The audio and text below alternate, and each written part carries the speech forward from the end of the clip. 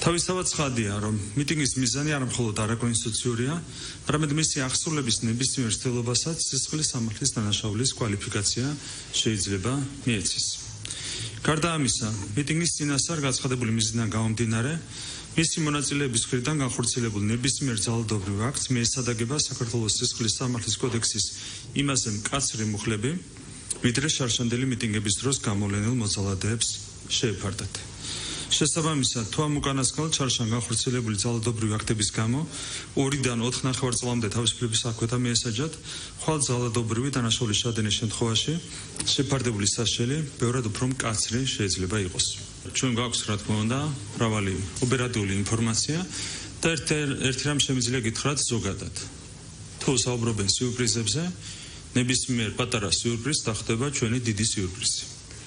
და ეს სიურპრიზი დახვდებათ მათ, რა თქმა უნდა, კანონის ფარგლებში, მაგრამ კანონი იმოქმედებს მათ მიმართ ძალიან მკაცრად.